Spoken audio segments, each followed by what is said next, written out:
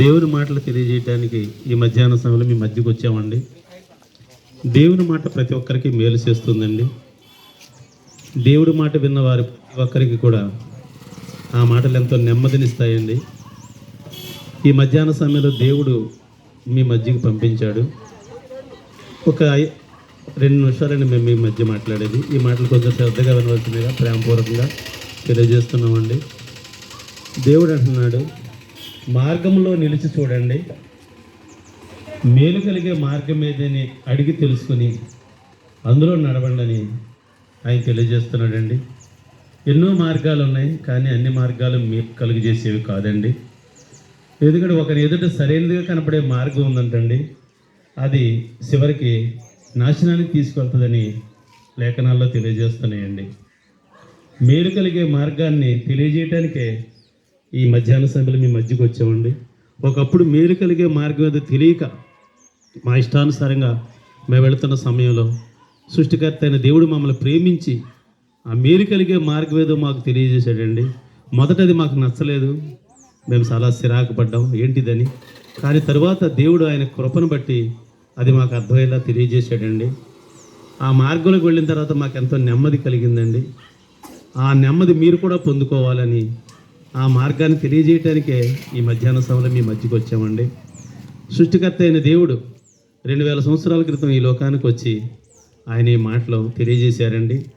ఆయన పుట్టినప్పుడు పరలోకం నుండి దేవదూతలు వచ్చి ప్రకటించారు, సర్వోన్నతమైన స్థలములలో దేవునికి మహిమ, ఆయనకి ఇష్టలైన వారికి భూమి మీద సమాధానం కలుగుతుందని ప్రకటించారండి.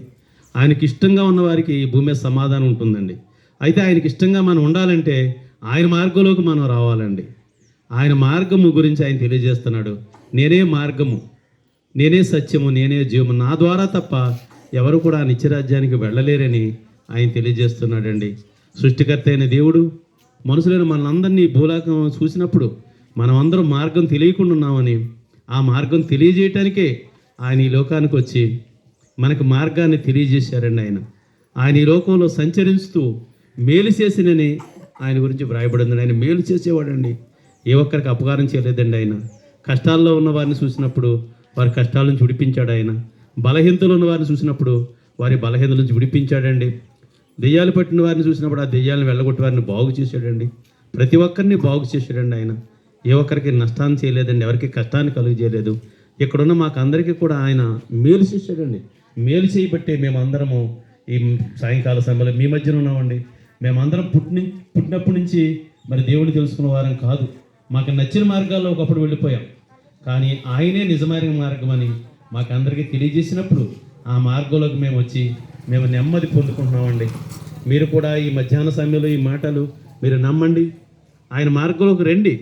ఆయన ఒక మతాన్ని స్థాపించడానికి ఈ లోకానికి రాలేదండి, ఆయన మార్గంగా వచ్చాడు. యేసుక్రీస్తు అందరికీ ప్రభు అని లేఖనాల్లో వ్రాయబడి ఉందండి. ఆయన గురించి ఒప్పుకున్నా ఒప్పుకోకపోయినా ఆయన అందరికీ ప్రభు అని, అందరికీ మేలు చేసే దేవుడు అండి. ఆయన ప్రభు యేసుక్రీస్తు వారిని మీ హృదయంలో చేర్చుకోండి. ఈ మేలు కలిగే మార్గంలోకి రండి, మీరు మీ కుటుంబాలు నెమ్మది కలుగుంటారు. అట్టి కృప ప్రభు మీకు అందరికీ దయచేయునుగాక.